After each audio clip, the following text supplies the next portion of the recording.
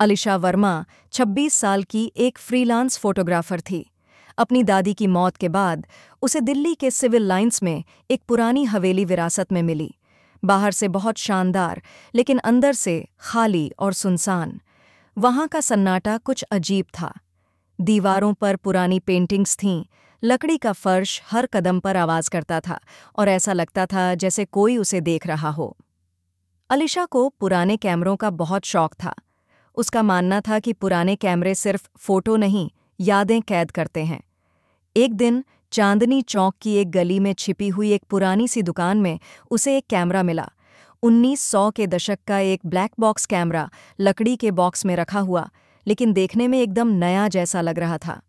दुकान वाला, एक बूढ़ा आदमी, बिना कुछ बोले कैमरे की तरफ इशारा करता है।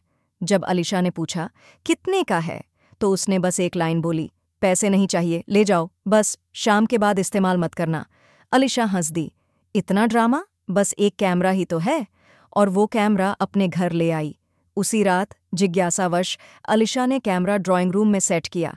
लाइट कम थी, हवा में थोड़ी नमी थी। उसने टाइमर सेट किया और खुद लेंस के सामने खड़ी हो गई। क्लिक। अगली सुबह जब उसने फोटो डेवलप की तो उसके हाथ ठंडे पड़ गए।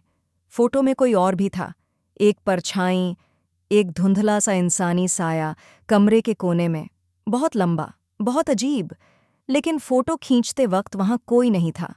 अलिशा ने सोचा शायद लाइट का रिफ्लेक्शन रहा होगा या कोई टेक्निकल गड़बड़ी। लेकिन अगली रात दूसरी फोटो में वो साया और करीब आ गया। इस बार वो सीधा अलिशा की तरफ देख रहा था। हर फोटो के साथ वो परछाई और पास और ज्यादा साफ होती गई। एक फोटो में वो जमीन पर बैठा था, मुस्कुराता हुआ। रात में दरवाजे अपने आप खुलने लगे।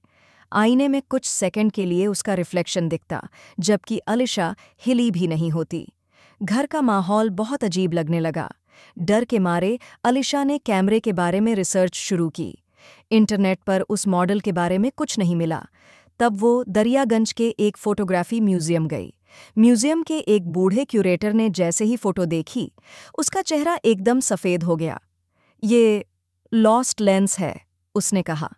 उसने बताया कि 1923 में एक फोटोग्राफर था जो कहता था कि उसका कैमरा आत्माओं को पकड़ सकता है।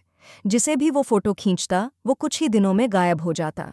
जब उसका स्टूडियो मिला, वहां बस फोटो थीं, लोग नहीं। वो फोटोग्राफर भी कभी नहीं मिला। अलिशा को अब डर लगने लगा था। उसने कैमरे को लॉक करके लोहे की चेन से बांधा और घर के पीछे जमीन में गाड़ दिया। लेकिन अगली सुबह कैमरा उसके बेड पर रखा था, एकदम साफ सुथरा, जैसे कभी छुआ ही न गया हो। उस रात अलिशा ने फैसला किया, एक आखिरी फोटो। इस बार उसने कैमरा आईने के सामने रखा, टाइमर सेट किया और खुद सामने खड़ी हो गई। क्लिक। सुबह पड़ोसी ने देखा कि घर का दरवाज़ा खुला था। पुलिस को बुलाया गया। घर में सब कुछ अपनी जगह था, चाय का कप, फोन, लाइट्स। बस अलिशा गायब थी। डार्क रूम में एक फोटो मिली। उस फोटो में सिर्फ आईना था। आईने के अंदर एक लड़की खड़ी थी, अलिशा के कपड़ों में, मुस्कुराती हुई। लेकिन वो अलिशा नहीं थी। पुलिस ने केस को मिसिंग पर्सन कहकर बंद कर दिया।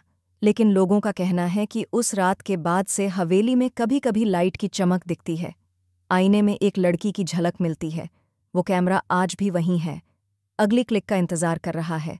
अगर कभी तुम्हें कोई पुराना कैमरा मिले और कोई बोले फ्री है, तो एक बात याद रखना, शाम के बाद उसका इस्तेमाल कभी मत करना। क्योंकि कुछ कैमरे सिर्फ तस्वीरें नहीं खींचते, वो इंसान ले जाते हैं।